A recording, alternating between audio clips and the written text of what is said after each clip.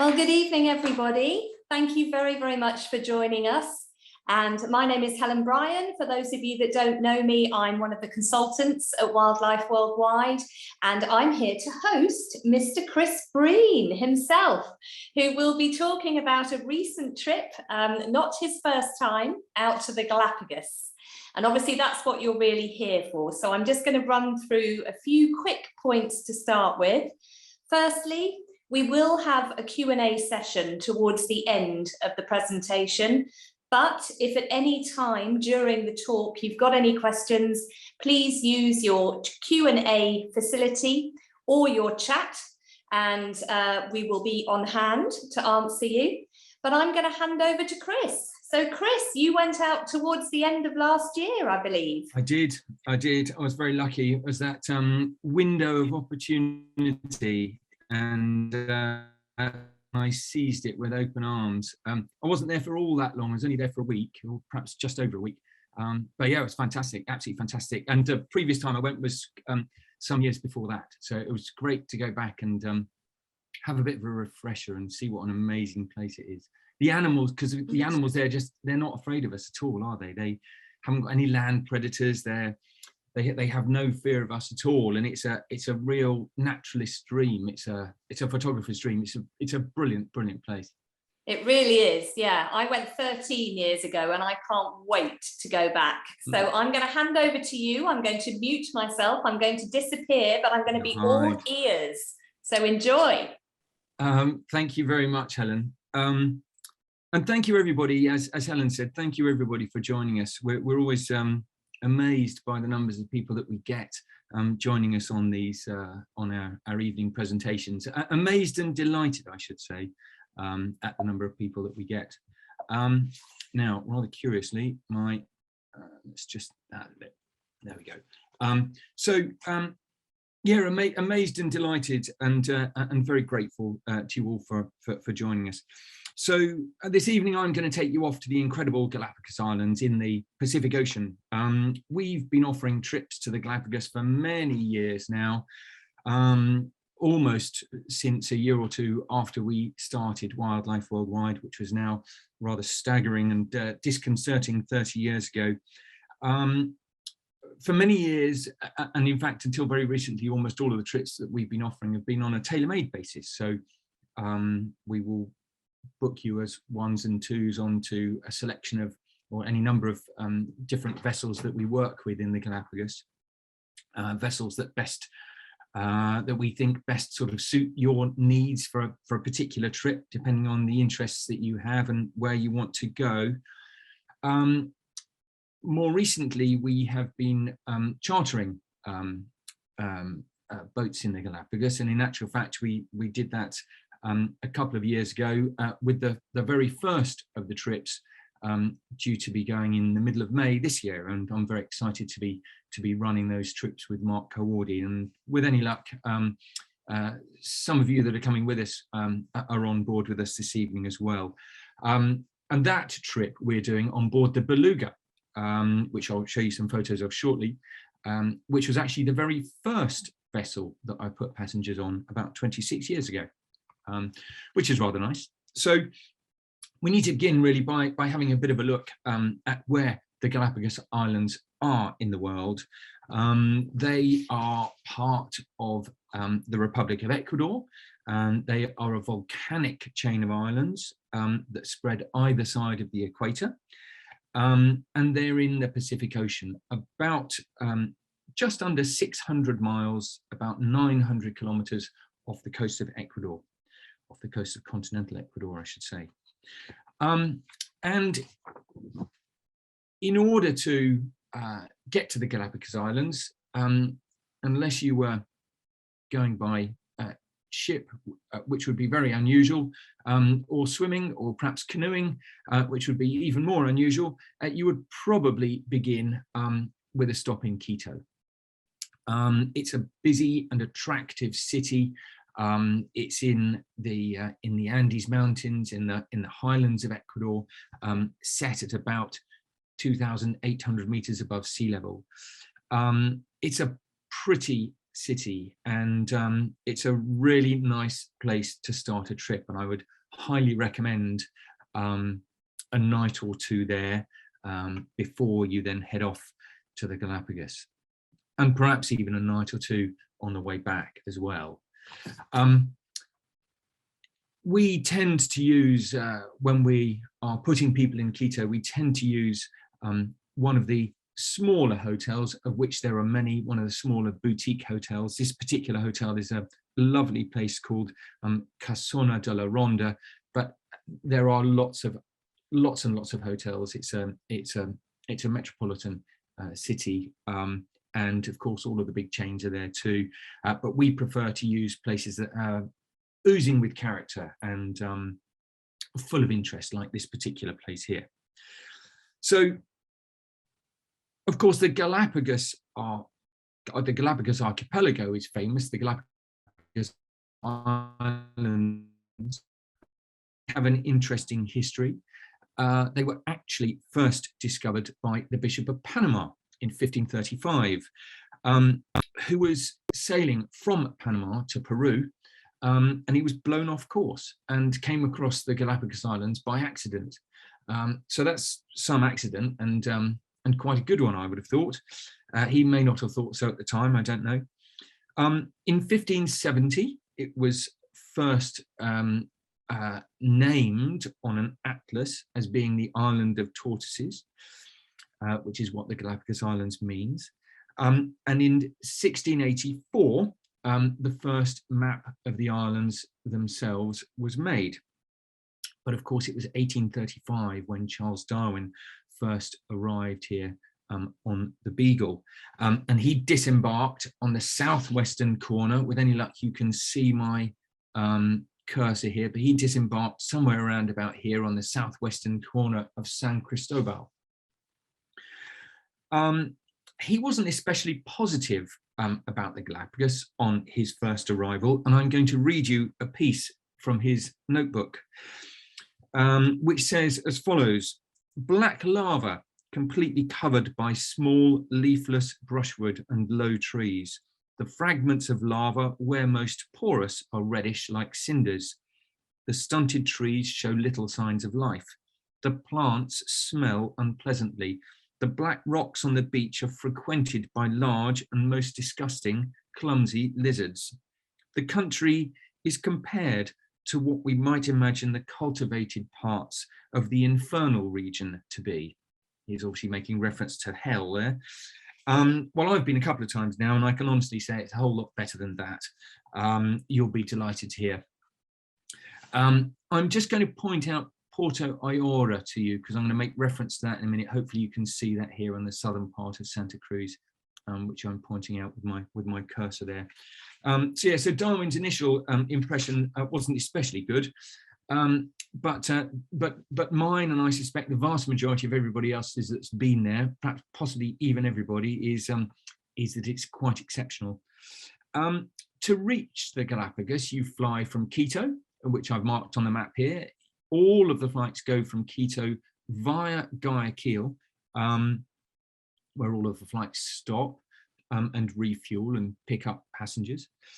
And they all fly into either Baltra, which is on at this point here, a tiny little island to the north of Santa Cruz, or they fly into San Cristobal. I've been asked on a number of occasions about the size of aircraft and things that are flying in. Perhaps some people are of the view that it's relatively small aircraft flying into the Galapagos, but in actual fact, this was, I forgot what aircraft it is now, but it's sort of the, it's one of the Airbus aircraft, which probably accommodates 150 people or so, and the flights are regular. So there are a lot of people that visit the Galapagos, I'm sure you realise that. But it's all very well organized and very well controlled.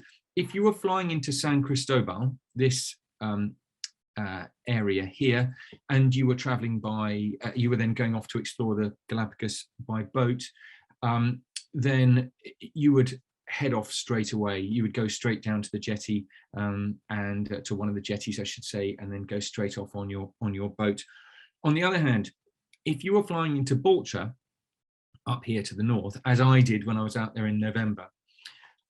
First of all, you would jump into one of these buses, and you would take the very short boat ride to the jetty, and you would board a small boat, and you would then transfer over to Santa Cruz, which is one of the bigger islands. And you would drive up into the highlands, and you would have your first real taste of the Galapagos, because that's where you would be seeing these rather fabulous, or at least the first place you would be seeing these rather fabulous giant tortoises up in the Santa Cruz Highlands.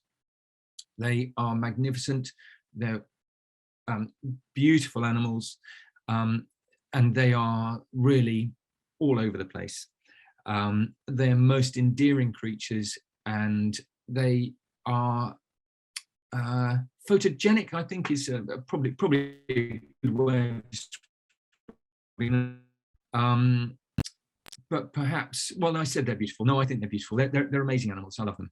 I think they're really great. Then, having seen and photographed quite a few of these tortoises, you would then head off to the Charles Darwin Foundation and to the Charles Darwin Research Centre, perhaps having had a spot of lunch previously, and you'll then have an opportunity to have a look at various things that they've got in their research centre at the Charles Darwin Foundation. They have plenty of giant tortoises there. There's a big research program there, as you can imagine, and they have giant tortoises. You'll notice perhaps that these ones have a slightly different shell shape. These are more sort of saddleback type tortoises. They basically have tortoises here, which they've taken from every single one of the islands that have tortoises, and they have a big breeding program here in order to ensure that the tortoises, that none of the different tortoises species become extinct, which of course is absolutely excellent, exceptional. This foundation has been in operation for many, many years now. From here, you would then head south to Porto Aora, which I pointed out on the map, you may recall. And in Porto Aora, which is this rather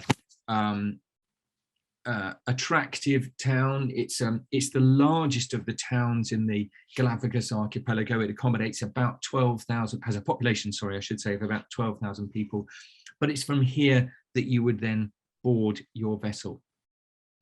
And in my case, the vessel that I boarded and that we use, that I mentioned previously, that we're using on trips in May and June this year and in 23 and 24, is a beautiful boat called Beluga.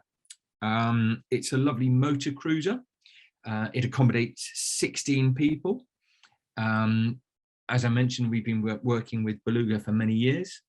It has lovely cabins which can accommodate, which have both twin occupancy and double occupancy. It has a nice relaxing saloon area and bar. It is very well equipped with everything that you need in order to make your voyage around the Galapagos a comfortable one. And this is another view. The ship, the boat accommodates 16 people. You can't all sit around the same table, so there are 2 tables. And generally speaking, you know, we will interchange where we sit, so everybody gets to sit with everybody else. I can say that the food on board was exceptional. The crew were exceptional. Everything about it was absolutely superb when I was on board in November. Not a photograph of mine. It's a catalogue photo of the Beluga, but I wanted to just show you the ship from above, because you can see there that it has kayaks on board, which is great. There'll be the opportunity to kayak. It has a zodiac. You can see there on the right hand side of the image. That's one of 2 zodiacs. It has a lovely big bow at the front, which is a great place to to stand and observe the wildlife from. It has and take photographs, of course. It has a lovely sun deck at the back here again, if you can see my cursor. It's a really super boat to travel on, and one that we are really proud to be working with. So sailing around the islands, you really do see so much, and in fact I would say there is rarely a time when there isn't something of interest in view. So it's a fantastic and very exciting way to view wildlife. So to begin with, I'm going to take you to various of the different islands. I'll point them out to you at the beginning of each little sort of section. And this map will reappear at various points. But to begin with, I'm going to take you to this island here, Santa Fe, which is southeast of Santa Cruz. To Baltra, which is here, on the trip that I was doing, and this is quite common. If you're traveling to the Galapagos, you would fly into Baltra. You then cross to Santa Cruz by that little boat. You then come up into the highlands up here, then come down to Puerto Ayora and board your vessel. And then just depending on where it's going, you'll head off in all different directions. In my case, when I was there in November, we then headed straight to Santa Fe. And we were greeted, if you like, as we set sail by these amazing frigate birds. This is a male magnificent frigate bird, well named in my view, because it really is magnificent. This is a female magnificent frigate bird, which is, I would say, equally magnificent. It's a good opportunity to begin to get to know your camera and camera settings and how they will work for you during the course of your trip, and to do a bit of practicing if you haven't used your camera for a while. Other things that are likely to that you're likely to see very, very quickly, because they are everywhere, are blue-footed boobies, and we'll come back to blue-footed boobies later. And on Santa Fe, amongst other places, and we'll see these at various points during the course of this evening, there's a large colony of sea lions that live on the two white sandy beaches on Santa Fe. They are incredibly photogenic. It's important to point out that they're really not difficult to photograph. You don't have to be a photographic expert to get some lovely photographs, especially if the light is nice. And with a bit of imagination, you can come up with all sorts of things, because they are always doing something or in positions of interest.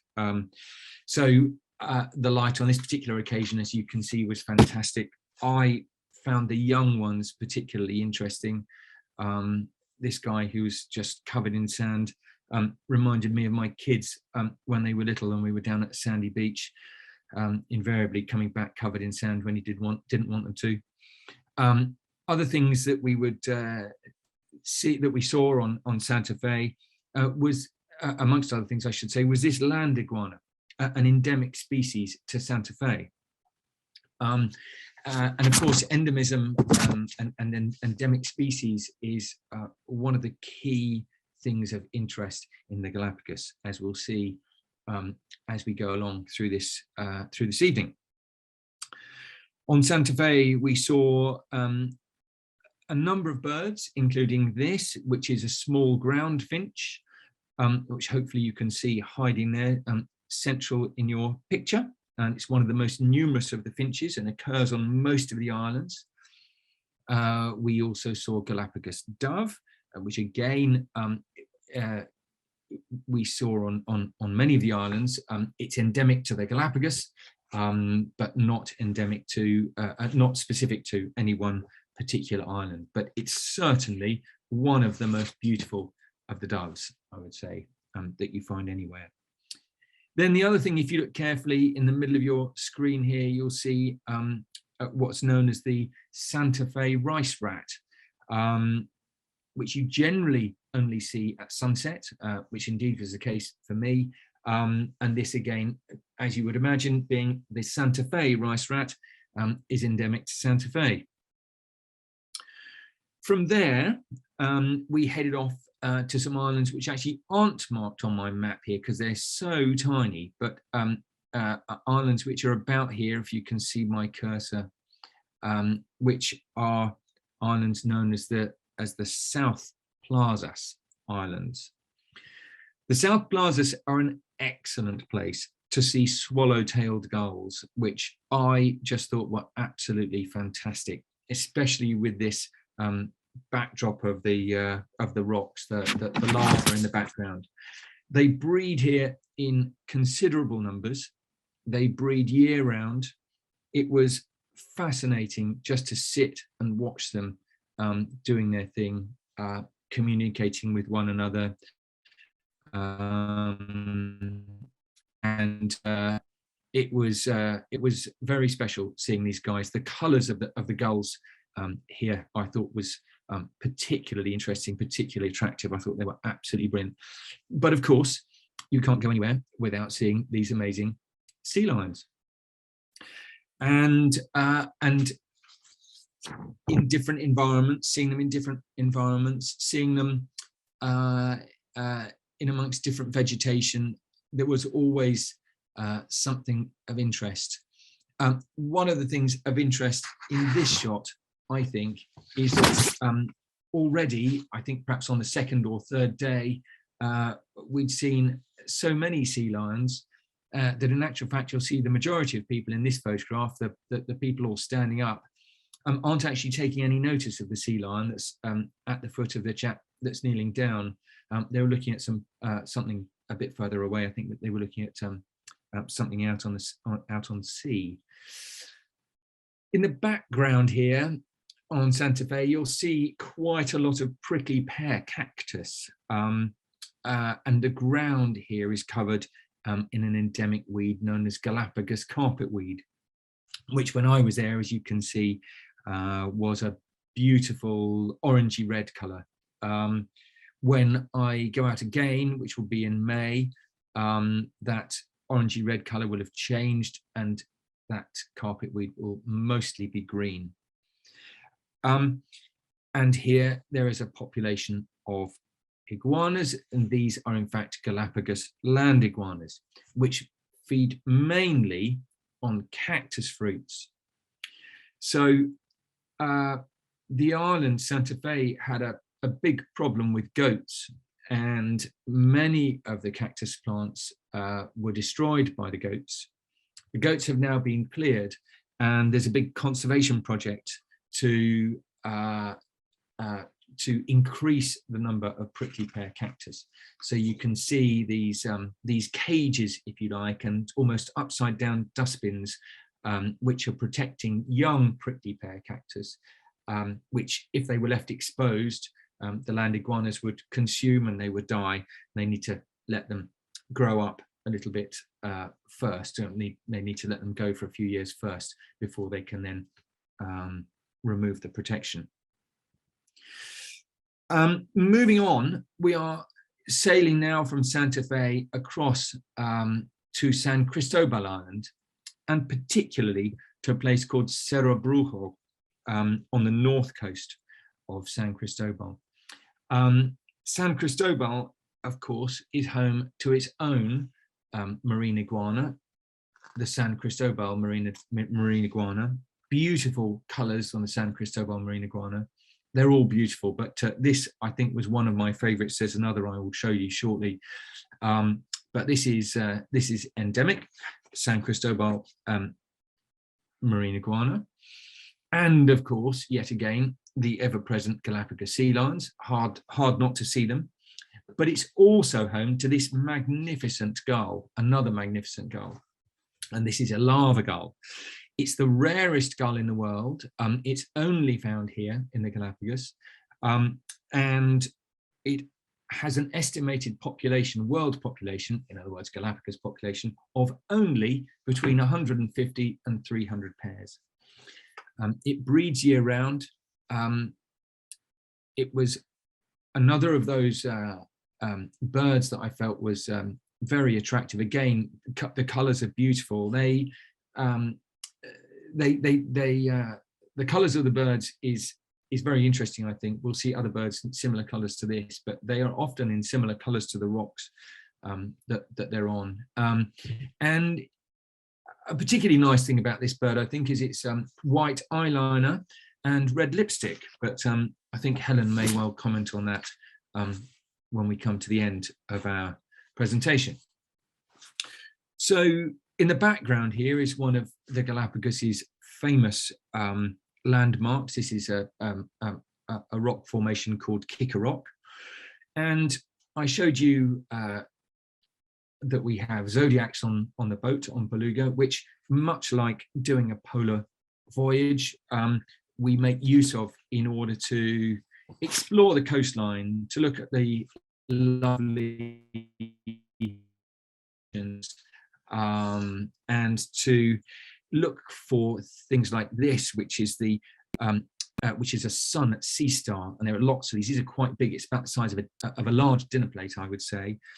And of course, it's great being on a zodiac. You can get some interesting photographic angles, which perhaps you wouldn't otherwise get. And we keep an eye out for things in the water. When I was there in November, it was the mating season for the green turtles. So that made for one or two extremely nice and interesting encounters. And we also had some lovely sightings of bottlenose dolphins, which were riding the bow wave of our zodiacs. Clearly here, not riding the bow wave, but this, there were probably, I would say, a dozen bottlenose dolphins that were swimming between the two zodiacs, which was rather lovely.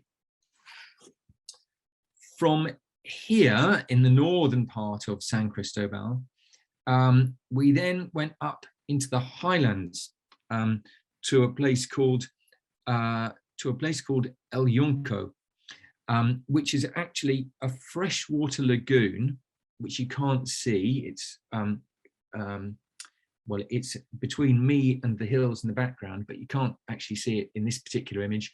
And in fact, it was so misty and cloudy when we got to a position where we could have seen it that you couldn't see it anyway. But it's an interesting site for a number of different reasons, most particularly because being a freshwater lagoon is in itself quite unusual. That is to say, being a lagoon is unusual. Of course, it's freshwater, but this is where the frigate birds come to clean and preen their feathers and remove the salt from their feathers. So it's an interesting spot. There's a nice boardwalk. There are always interesting things to see. In this particular case, this was a grey warbler finch. It's an endemic warbler finch to San Cristobal, which is found particularly around this area in the highlands, which are quite humid. And another of the friendly species, of which there are many, the Galapagos yellow warbler, and in this case also San Cristobal mockingbird, and we'll see another of the mockingbirds a bit later. So from here, it's worth mentioning that the southeastern corner of the island of San Cristobal is a town, a very nice town called Puerto Baquerizo Moreno. And some of the voyages, and in fact the voyages that we're doing in May and June, and also the voyages we're doing in 23 and 24, depart from here, and there's an airport not so far away from here. So I thought this was just useful just to drop this particular image in. And equally, I would say it's only a small town, another small friendly town, only has a population of about 6,500 or 7,000 people. if you were doing a voyage in the Galapagos and you wanted somewhere to stay for a couple of nights at the end, I think it's a very nice and interesting, friendly place to stay with some nice boutique hotels and some nice restaurants and bars. So from here, we are going to go to, we're going to go south to a place called Gardner Bay on Hispaniola Island, which is yet another wildlife hotspot. But of course they all are, aren't they? This is, in this case, I mentioned another of the mockingbirds. This is Hispaniola mockingbird, endemic to the island of Hispaniola. And here, Hispaniola lava lizard, which is also endemic. There are lava lizards on some of the other islands as well, but with very different markings and that look very different. And of course, guess what? More sea lions. You can't get away from them. They're fantastic. This is Hispaniola groundfinch, again endemic to the island of Hispaniola. Lots and lots of these incredibly colourful Sally Lightfoot crabs. And perhaps the most colourful of all the marine iguanas, again endemic to Hispaniola marine iguana. And the beaches are quite literally littered with them. They are clearly tripping over one another. And if you're not careful, you'll trip over them as well. The western side of the island was, for me, on my most recent trip, perhaps the most fascinating of all. I loved it, and I could have stayed there for hours and hours and hours and hours and hours. And I felt that this image kind of summed up what this island was like. Here, if you see my cursor, here's my friend, one of my many sea lion friends. In the back, you can see Nazca boobies nesting, these dramatic cliffs and some interesting greenery and foliage. And then in the foreground here, well, in fact, all over the place, everywhere you look, there are marine iguanas, just everywhere. I just think this, and you can, it's a slightly misty image with the sea spray, which you can see coming up in the background. But it's a wonderful, wonderful place. Nazca boobies, as I mentioned, and amongst other things, Galapagos oystercatcher, again, another endemic of the Galapagos Islands. You might be able to see that it has an egg there. It was nesting here.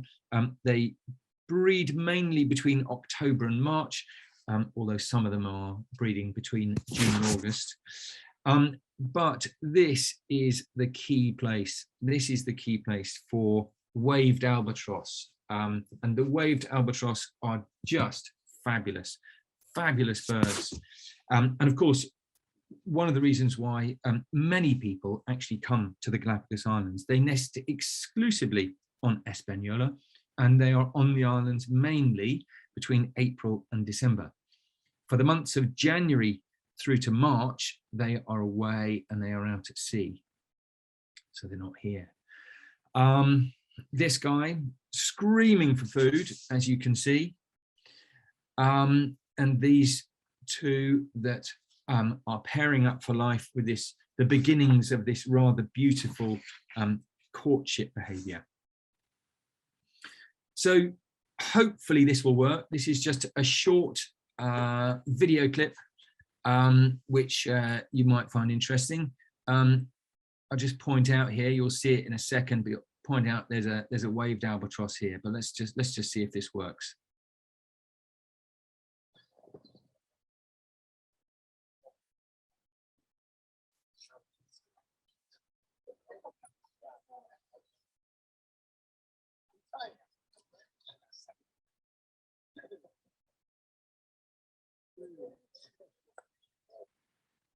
Fantastic. That's what the Galapagos is all about. Love it.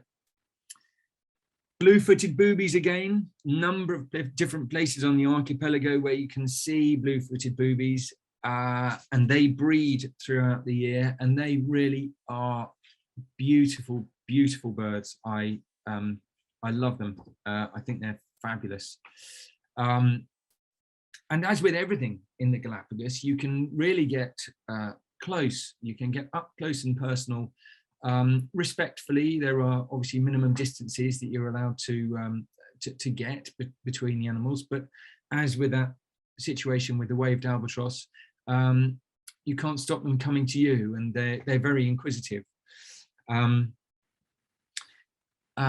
This blue-footed booby, as you can see, has an egg, which is rather nice. And well, one of the very few avian predators on the island is this guy, Galapagos hawk. Magnificent birds, beautiful birds, and they will let you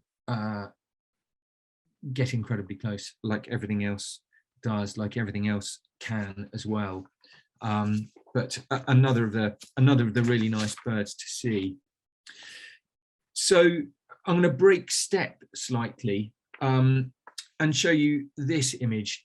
It's an image that I took a long time ago. I first went to the Galapagos Islands in 2005. I'll point out the ship in the background to begin with. Was the very first vessel, which was called Santa Cruz. It's no longer in operation, and it's much bigger than any of the vessels that we now use.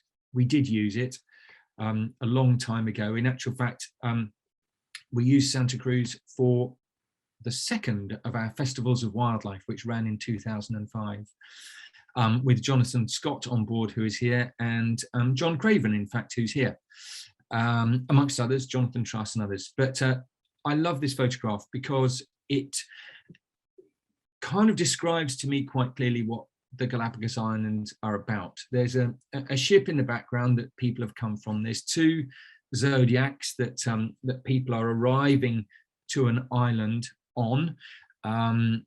There is on the island, you're greeted by sea lions, and there's a photograph of someone photographing the sea lions. So it's got all sorts of interesting elements to it. And again, it's one of those things that sums up the Galapagos and the Galapagos experience for me. I thought I would just mention, this is coming back to present day, if you like, but I thought I would just mention how we get on and off the vessels, because it's the sort of thing that we're asked, it's the sort of thing that may well come up in questions a little bit later. But I thought I would preempt that, and please feel free to ask anything you wish. But getting on and off the Zodiacs is very easy. Many of you will have done it on polar cruises, I'm sure, and perhaps in the Galapagos if you've been to the Galapagos. But that's all a very straightforward process. The Galapagos goes to the side of the ship, and it's secured there for you to get off. In terms of landings, in actual fact, this is the opposite of a landing. Well, we've just all got back on board. We're heading back out to the ship, but I thought I would show you this because some of the landings that we have in the Galapagos are what would be described as wet landings. So shoes off, swing your legs over the side of the boat, and you put your feet down into this rather magnificent and beautiful coloured turquoise sea, and some of the landings are on steps. They are a little bit more treacherous perhaps, but there's plenty of people around to assist for those that feel slightly less secure, shall we say. They can be a bit harder, I guess, but we make it as easy as we possibly can. Now is also the moment, I think, to mention the snorkeling, because snorkeling is a really big and really important part of any trip to the Galapagos. You can see all of the snorkeling gear here on the side of Beluga when I was on board in November. It's worth mentioning that the vessels, generally speaking, provide the snorkeling gear.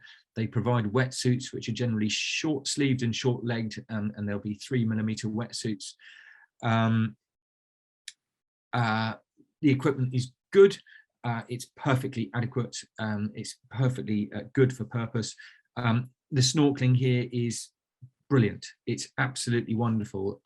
Whether you want to get up close and personal with these wonderful sea lions, whether you want to look at beautiful fish, or whether you want to keep your eyes open for things like hammerhead sharks, which we should have an opportunity to see. The snorkeling is fantastic, and you don't need any experience in order to be able to do it and indeed enjoy it. There will also be the opportunity to kayak on many of these trips, and I pointed out the kayaks before. Beluga has kayaks on board, and some of the boats now have things like stand-up paddle boards as well, which could be quite fun.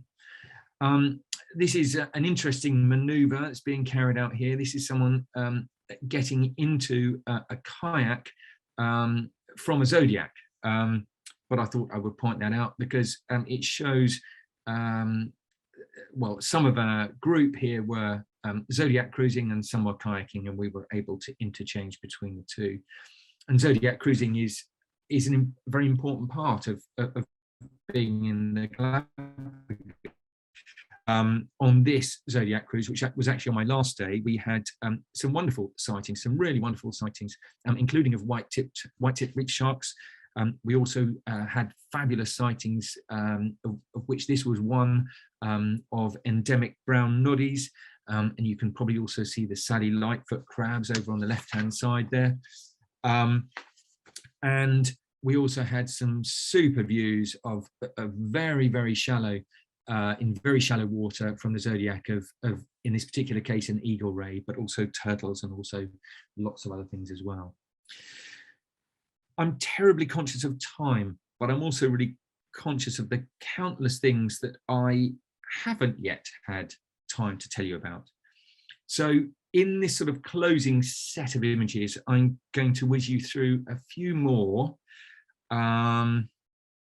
of the things that you will see in the Galapagos and some of the ideas that might prick your imagination for a possible future trip. Things like Galapagos flamingo or American flamingo.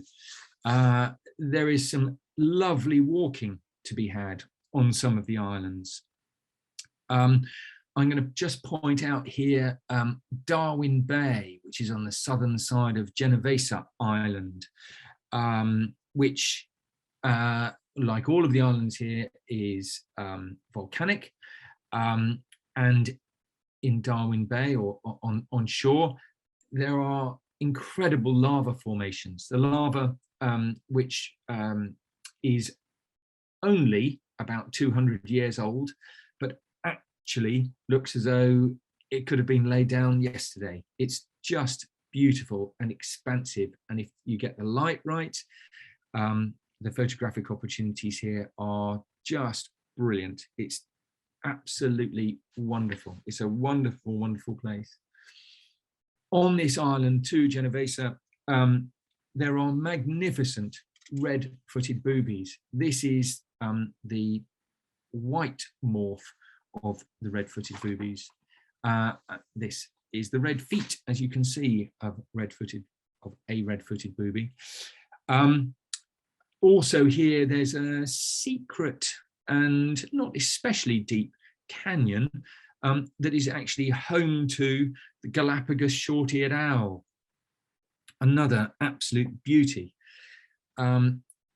Genovesa is also one of the breeding sites for great frigate birds, different from magnificent frigate bird. There's two different species of frigate bird, but this is great frigate bird.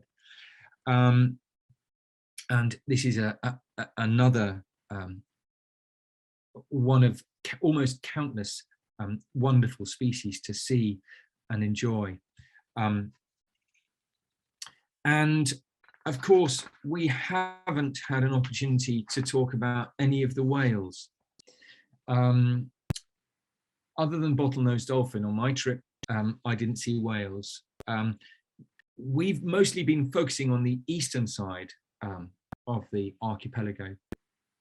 No time to look at the west just yet, and I haven't been to the western side recently. And it's on the western side where there are particularly good opportunities to see whales. in this particular case, regrettably, these next 2 or 3 images aren't mine, sadly, but this is sperm whale, which is a resident in and around the Galapagos archipelago. And 2 shots of Brooder's whale, of which this is one, also resident. This is Brooder's whale as well. But there are plenty of other whale possibilities here too, including humpbacks and orcas, which are said to be resident, and pilot whales. And of course, on this journey that we've taken this evening, we haven't really had much of an opportunity to see or talk about Galapagos penguins, the only penguins that reside north of the equator, because they are mainly on the, or they occur in various places, but the larger populations of them are on the western side of the island group. And we also haven't had time to talk about the island of Isabella, which is the largest of the islands, and certainly like a very beautiful island. And this is also up from the same island. I'm not sure if you can see there. Hopefully I'll point this out with my cursor, but just to give this some perspective, there's some people landing there on the island. So we've been traveling around the Galapagos on this evening's journey on a vessel, on Beluga in this case, but some people prefer to visit the Galapagos and stay on land and then go off to visit the key wildlife sites on day trips. And that's another super way of doing it, absolutely a super way of doing it. There are some lovely places to stay. This particular lodge is called Enchanted Galapagos Lodge. It's in the highlands on Santa Cruz. And the lodges are on the 3 main islands of Isabella, Santa Cruz, and San Cristobal. If you did choose to stay on one of the islands, you would see plenty. You would see a tremendous amount when you go out on your day trips. And this is another slightly larger, perhaps hotel rather than a lodge. This is in Porto Ayora, a place called the Finch Bay Hotel. And of course, there are places to stay on San Cristobal as well. You would see a lot. You would see a lot. I really genuinely don't think you would see as much as if you were on a voyage, but it's a lovely way to do it. If that's your thing, no problem. We're really happy to organize it. And of course, if you want to spend a couple of nights in the Galapagos before you go on a voyage, or you want to spend a couple of nights in the Galapagos to distill the pleasure of your voyage, then why not spend a couple of nights in one of these lovely lodges or in a lovely hotel and just relax afterwards? A really great way to do it. But for me, I think the essence of the Galapagos is doing a voyage in the Galapagos, is traveling on one of these lovely and small boats that continually work their way around the islands. They're cruising and they're exploring the islands. It's an integral part of that Galapagos experience. It's basically a very carefully crafted and carefully managed island hopping exercise with some exceptionally knowledgeable guides on beautiful boats. In this particular case, in the bottom there on the right hand side is a boat called Anahai, and in the top on the left is a sailing boat. As you can see, they're both catamarans actually, called Nemo 2. Excuse me, and this is another of the vessels that we work with. This is a boat called Cachalote. Sorry, I forgot what it's called for a minute. And to protect the incredibly fragile ecosystems in the Galapagos, the itineraries of all the vessels are very, very strictly coordinated by the National Park Authority to make sure that visits are spread thinly and widely and as evenly as possible, and to make sure that there aren't great sort of groupings of vessels at any one place, not to put too much pressure on the resources that are there. I should point out, though, that you will see other boats when you're traveling around the Galapagos. And actually, I think that's rather nice. And you will see other people at the landing sites. Not many, but you'll see some enjoying those landing sites much as you are, and enjoying the wildlife much as you are. And I think that's great. I think that's really important. And I think it's a good thing. The last couple of images I'm going to leave you with before we go to questions, I think really sum up the Galapagos for me. Proximity, it's the proximity of the wildlife, the incredible colours, the real wonder of the wildlife that you just don't get anywhere else on Earth. I've taken this shot very specifically because this guy that was on board the trip with me, you can see he's right up close and personal with a red-footed booby, and he's taking a photograph on his iPhone. As is this guy with these amazing and this girl here with the waved albatross that we saw earlier. It's a really great place to go. It's a magnificent place to go, and you don't have to be a great photographer to go there. We run photographic trips, as you know, dedicated photographic trips to this part of the world, to the Galapagos. But you don't need to join a dedicated photographic trip if you're not into carrying a big heavy camera. You can actually get some great shots as these guys have been doing. And in fact, some of the photographs I've shown you this evening, I've taken on my iPhone. To conclude then, I will show you the map of the Galapagos again, and show you where, or you'll see the arrows that are, and the route that we will be doing on the journey that we are doing in May and June of this year, but also that that Helen will be doing in April 2024, and that I will be doing in May 2024 when I go back with Mark. Helen, I think that for the time being, at least, is it, if you're still there. And I'm kind of hoping that you're, well, I can see you're not asleep, Helen, but I'm hoping that everybody else isn't sound asleep like this, and like this clearly rather tired sea lion, one of my many sea lion friends. Anyway, hopefully that's given you a flavour, that's given people a flavour of what the Galapagos is like. As you know, Helen, because you've been, it's a blindingly good place to go. And I can't wait to get back there.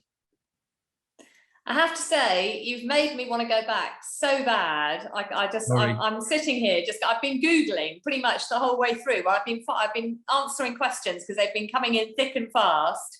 But I've been Googling so many bits and bobs, like sea temperatures and, you know, the currents that affect the Galapagos and why, you know, it's just, oh, it is. It's amazing. Absolutely amazing. So thank you very, very much for that.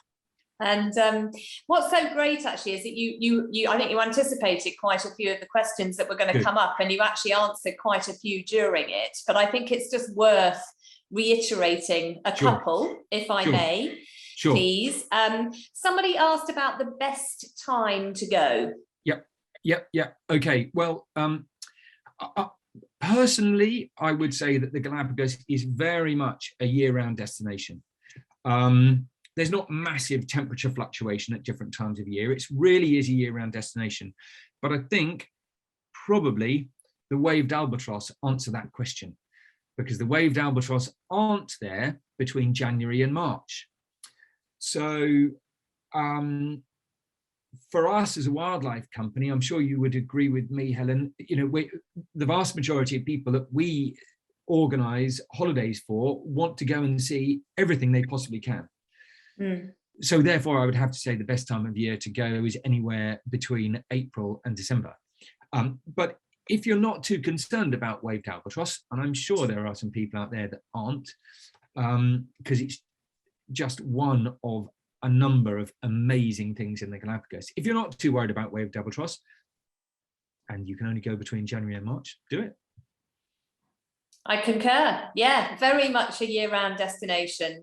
There are, I mean, if you read the blurb on it, there are sort of two seasons, so to speak, but you're usually talking of an average temperature of around 24 to 26 degrees. Yep. So that's pretty nice. Can deal with that.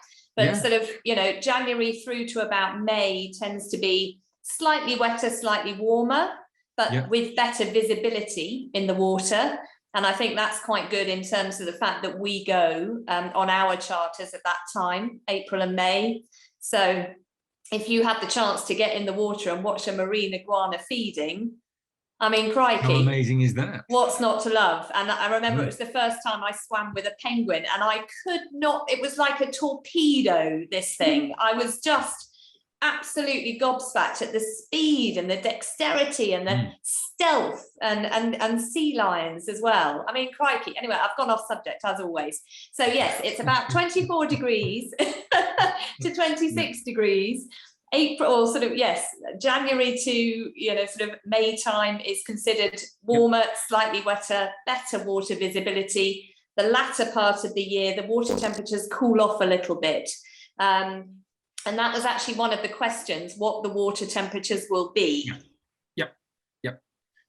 So they're not too dissimilar, really, but wetsuits are on all of these vessels, I believe. There are. I would just say something about the wetsuits, actually. So the wetsuits provided on Beluga are very good, absolutely fit for purpose, 100% fit for purpose. They're 3mm shorty wetsuits, so they're short arms and short legs. I find that I feel the cold quite a bit. So in actual fact, for my next trip in May, I've actually bought a 5mm wetsuit, so it's a little bit thicker. They are a bit bulky to carry, which is a bit of a bore. But anyway, it's a little bit thicker, but I've also bought one which has got long arms and long legs.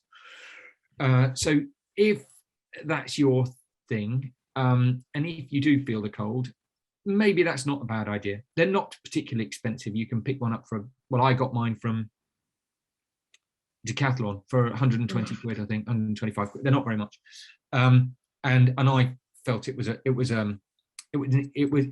money worth spending, basically.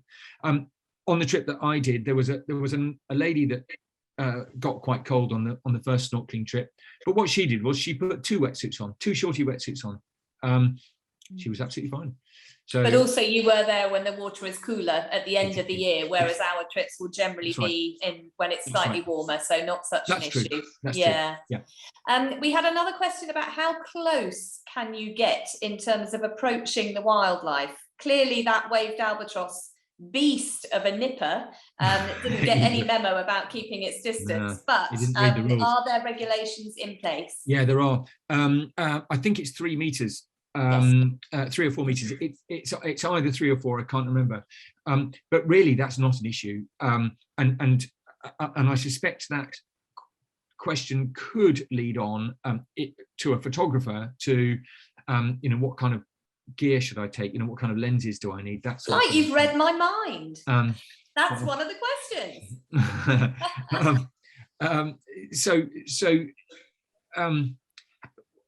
The longest lens that I had with me, the photographs that I was taking that you were seeing tonight, was an 80 to 200 mm lens. Wow. So you don't need a long lens at all. In actual fact, in May I'm going to be taking a slightly longer lens, but it's a longer zoom, so it's 100 plus. But you don't need a long lens at all. And as you saw, I quite deliberately showed 3 photographs at the end of people taking pictures with their iPhones, and they got some super shots. There's no doubt about it. And a few of the shots that I showed this evening were with my iPhone. You don't need massive amounts of camera gear. Having said that, though, Helen, if you are a photographer and you're particularly interested in photography, as you know I am, I'm useless, but I'm interested in it, then if you're prepared to take the time, if you're prepared to spend the time, as we will do, as Mark will do on trips, on the trips that he and I are on, there's all sorts of interesting and creative stuff that you'll be able to do. that you perhaps wouldn't do on a on a more general wildlife trip, if you like. So lots of interesting opportunities. Good stuff. Do you know why the population of lava gulls is so low? I don't actually, but I think it might be a little bit like the population of Mauritian kestrel, in a sense, in that that population of 150 to 300 is optimum. Now, I genuinely don't know the answer to that, because like you, I'm not a naturalist, but it may be that population is optimum for the Galapagos Islands. So whilst they are, because there's so few, they're technically, I guess, highly endangered. That doesn't mean to say that that's sort of a disaster situation. It might be a stable population. The equilibrium is right. Population. Yes. So I don't know the answer. I don't specifically know the answer to that. That's one of the. We can find out. One of the many things that we can find out the answer to. So I'm just going to plug my laptop in before I run out of juice. One of the many things we can find out the answer to. One question: if you don't like snorkeling, what do you do? Do you stay on the boat? Different options. One is stay on the boat, because there are people that don't like snorkeling, and that's fair enough. You can stay on the boat. There's always lovely things to see from the boat. But equally, in order to go snorkeling, the snorkeling is always done from one of the zodiacs. So if you're not snorkeling, you can be in the zodiac, you can be zodiac cruising in and around where the snorkelers are. And because in many of the places the water is so clear, you'll see a lot of the things that the snorkelers see anyway. But you'd be in the zodiac rather than in the water. Perfect. And also what I remembered is that, what we tended to do was always, you do a morning and you do an afternoon excursion. It's a little bit like a safari in some respects, going back to the boat for lunchtime and sundowners, etc. But we nearly always started the day with some kind of walk, just to stretch your legs, whether it was along a beach, through some mangroves. And it's incredible how just walking along the beach, you're practically falling over sea lions and iguanas, and you just don't see them, and they're literally right under your feet. The proximity is incredible. Well, that's why it kind of seemed appropriate to intersperse this evening's talk with images of sea lions, apart from the fact I think they're just the most fabulous animals. But it was also a way of illustrating that, subtly illustrating the fact that you are literally tripping over them wherever you go. Absolutely. One question we've had is, can we link up with Dive Worldwide who want to dive the sites? Well, of course we can. Yeah. Absolutely. Yeah, why not? Absolutely. Yeah, no problem at all. Some of the best diving sites, I believe, actually are, and I'm not, well, I'm a recreational diver. I've dived a few places. I haven't dived in the Galapagos, which I think is quite difficult diving, I think, although the Dive Worldwide team would be able to confirm or otherwise. But some of the best diving, I believe, is in the islands that are sort of 100 miles or so north of the main part of the archipelago. So Wolf and Darwin, which are up the northwestern side. I think that's where there's good populations of hammerhead sharks and things like that. But quite strong currents, of course. So you've got to be a pretty good diver to dive there. I did actually answer one of the questions just in written form whilst you were talking, but that was, is snorkeling kit included? And I just confirmed that yes, it is. And as you said, there are kayaks on board. Certainly, I was putting together a holiday for somebody there this morning, coincidentally, and it was a relatively new boat, and it's got paddleboards, as you mentioned. So the world's your oyster. Lovely. But, right, well, is it worth mentioning something about incidentally, I've just launched the poll, which both you and I forgot to do, and we'd be in terrible trouble, of course, from Sally and others, for not having done so, but we always get carried away in our conversations. I know what you like.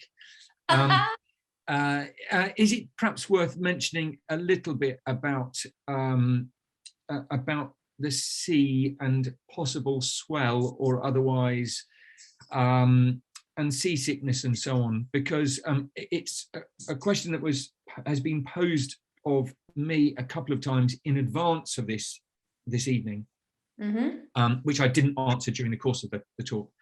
But generally, on the two occasions I've been to the Galapagos, I found the seas to be calm. There will be occasions when it's a bit, when it's a bit up and down, and there are some people that are much more sensitive to that type of thing than others, of course. I tend not to use the seasickness tablets, and that is since having discovered some rather amazing patches which you put behind your ear, which you can buy online, patches which are called scopoderm. Alison, I think Alison and Mick, you asked me that question yesterday via Brett, but patches called scopoderm, and if anybody wants to know any more about that and how you get them, I'll be very, very happy to provide you with that information. But generally speaking, the sea's pretty calm.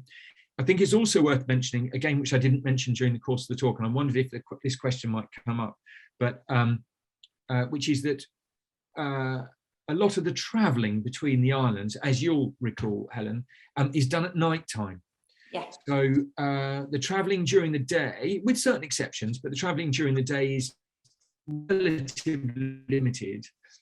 But the big distances you're doing at night time. So you'll have a lovely day doing your couple of excursions, like you say. Perhaps you're kayaking, or you've done a lovely walk, or you've done some snorkeling, or whatever, any number of other things. You've then had sundowners. You're perhaps on the sun deck at the top looking at the stars, and then it's time for a coffee or I don't know, a nightcap or whatever, and go to bed. And the boat will be whizzing off doing its thing, and then you'll wake up in some other magnificent, beautiful part of the Galapagos archipelago. Absolutely. And that's the beauty of it, I think, in many ways, because you wake up and you're suddenly new island, and they're very, very different. You know, the lava patterns, the geologically, it's fascinating. But you and I are both geography nerds, so you know, we like that sort of thing. Yeah, absolutely. Geography graduates, sorry. Yeah, absolutely. I know, it's great, so, isn't it? It's amazing, you know, and so scenic. You know, one minute you're on a bright red beach because of the iron in the you know, minerals, and then the next minute you're on a pure white sand one. The next minute it's rusty brown. The next it's just lava rock. So every island is totally different. But it's going to offer you just epic wildlife in addition. So yeah, fantastic place. I'm just going to answer one last question then, whilst you're sorting that out. And that was just, are there solo cabins? There are supplements to, you can book on a twin share basis as a solo. So if you're traveling alone, but you're happy to share with another member of the same sex, that is possible. There's no supplement for that. If you want to occupy your own cabin, it will vary from vessel to vessel, anything from 50% again higher sometimes. So, you know, we will always just check. If you come on our private charters, we can advise you what the single supplement is. If we book you onto another vessel as a solo or a couple of people, we will just check with the vessel operator and let you know at that time. But it is possible. Don't let it put you off going. No, and I think the one other thing that we should say, actually, which doesn't relate to singles, but is making reference to the guiding in the Galapagos, which is exceptional. All of the vessels that you go on, even if you were on a, even if you were staying at a hotel or a lodge and you were doing a day trip, all of the guiding is carried out by local Galapagos guides. That's one of the rules of the Galapagos, and I have to say they are absolutely brilliant. Our guide, the guide that we had on the trip that I did in November, and who will be with us in May and June, and with any luck will be with us when we are traveling in 2024, is the most wonderful and brilliant man who speaks 5 or 6 different languages. He is was born and brought up in the Galapagos, and it's a bit like going out with a guide in Botswana. Well, you know, Helen, it's like going out with a guide in Botswana or Zambia. There's nothing that you can ask him that he doesn't know the answer to, and it's brilliant. It's inspiring. Yeah, utterly inspiring. Yeah, it really is. It really is. But also, there will be things that people don't know. You do get questions thrown at you. And to be honest, I think that's good, because it just puts us in our place. We don't have the answer to everything. When I did my guiding exams, I was told you never say, categorically, this is why an animal is behaving the way it is. You basically answer saying, this is what we think the thought process is. This is, but we humanize everything, don't we? So yeah, we do. But it's good to not know everything. Yes, absolutely. And on that note, if you want to know about Uganda, join us on the 15th of March. And if you'd like to know about our videography trips, join us on the 24th of March. There we are. But if also, as with all of our Zooms, if we have inspired you to come and join us in the Galapagos, there is a special offer code that you can quote. It's on your screen now, and we will send it to you by email as well. But if that's it from you, Chris, that's it from me. But thank you very much, Chris. Yeah, thank you. Thanks, Helen, and thank you very much everybody for joining us this evening. Bye-bye. Thanks everyone else. Bye.